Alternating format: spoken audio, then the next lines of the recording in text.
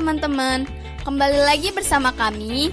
Kali ini kami akan membahas mengenai new construction, di mana karakteristik, kelebihan, dan kesadaran akan bahan bangunan membantu arsitek dalam mengoptimalkan penggunaan bahan.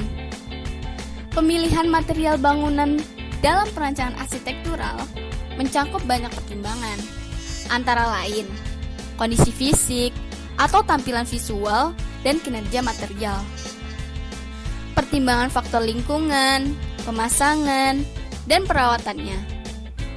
Konteks tapak, termasuk kondisi geografis dan alamnya, merupakan salah satu indikator dalam pemilihan material, di mana penggunaan material lokal menjadi penting untuk mengakomodir permasalahan hemat energi dan melibatkan masyarakat sekitar untuk pembangunan gedung. Perkembangan teknologi industrialisasi berdampak langsung pada kesediaan material baru, atau khususnya besi, baja, dan kaca, serta metode membangun yang baru. Inovasi material adalah pengembangan dan penerapan material dan atau teknologinya yang berada di luar teknik konstruksi terkodifikasi konvensional. Philip Leduc mendorong arsitek untuk menemukan kebenaran atau truth yang dinamik berdasarkan pada program dan metode konstruksi. Pertama, benar menurut program untuk memenuhi secara tepat dan sederhana kondisi yang dibutuhkan oleh kebutuhan.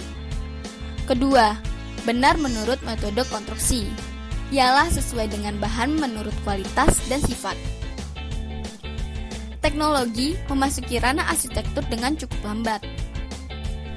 Pengecualian penting termasuk kayu massal yang digunakan di seluruh Pacific Northwest atau pada tingkat yang lebih rendah. Serat karbon seperti yang digunakan di Apple's Campus 2 dan toko retail.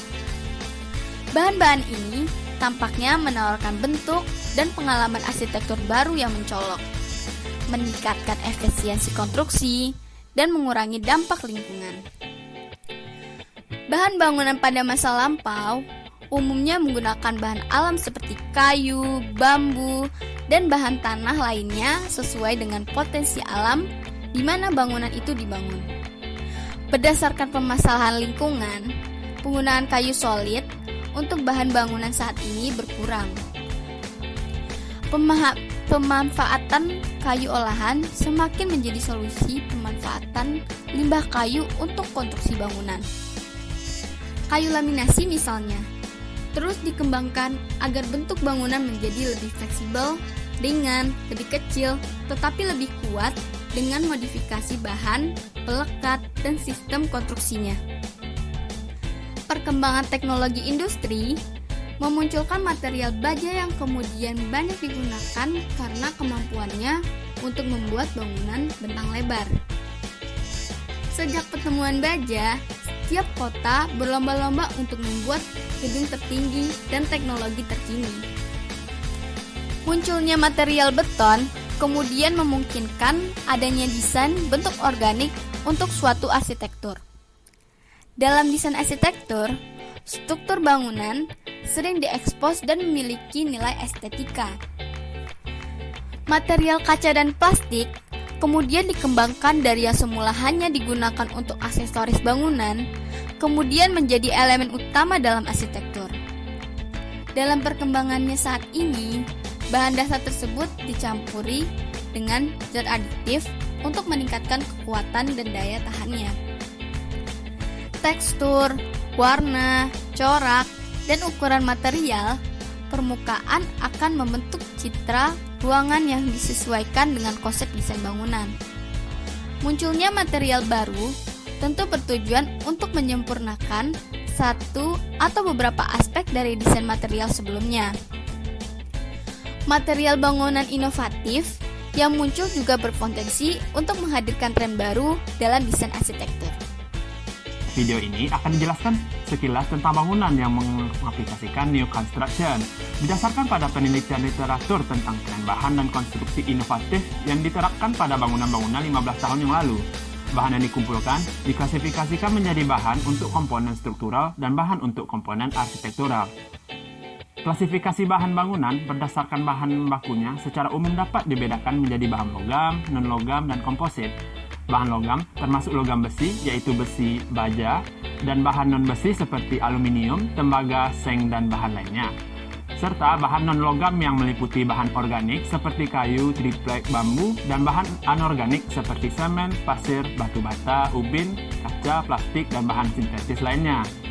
Bahan komposit meliputi komposit partikulat seperti beton, komblok, dan lainnya, serta komposit berserat yang seperti papan, semen asbes, beton bertulang, kaca, dan lainnya, serta komposit laminasi seperti kayu lapis dan lain-lain.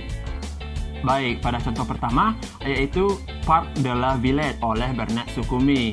Penerapan new construction terlihat sangat jelas pada bangunan ini, tepatnya pada bagian struktur utama bangunan ini yang menggunakan material baja yang diekspos dan di-finishing menggunakan cat glossy berwarna merah sebagai kontras bangunan.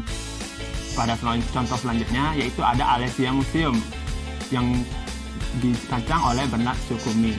Alesia Museum merupakan salah satu ikon building karya Bernard Sukhumi. Bangunan ini dibangun menggunakan material bebatuan dan semenisasi. Meskipun material yang digunakan sama seperti bangunan di perkotaan pada umumnya, tetapi bangunan ini juga menerapkan teknologi kontemporer dan terbarukan. Fasad kayu yang mengelilingi bangunan bertindak sebagai pelindung termal dan membatasi konsumsi energi.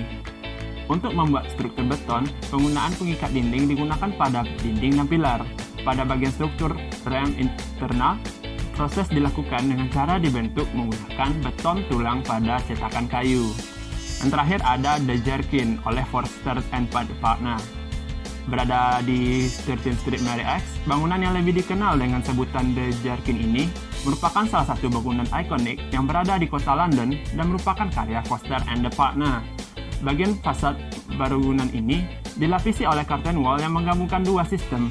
Untuk bagian besar fasadnya, bangunan ini dilapisi oleh curtain wall dari panel kaca ganda berbentuk berlian bening dan curtain wall dari panel kaca tunggal persegi panjang yang dilengkapi dengan tirai. Panas yang menumpuk di ruang udara di antara dua dinding tirai dibuang keluar melalui ventilasi di bagian atas setiap zona 1 atau 2 lantai. Jika selungkup berbatasan dengan atrium spiral, curtain wall interior dihilangkan dan curtain wall eksterior diberi warna untuk mengurangi perolehan panas matahari serta dilengkapi dengan beberapa jendela yang dapat dioperasikan untuk mengalirkan udara segar.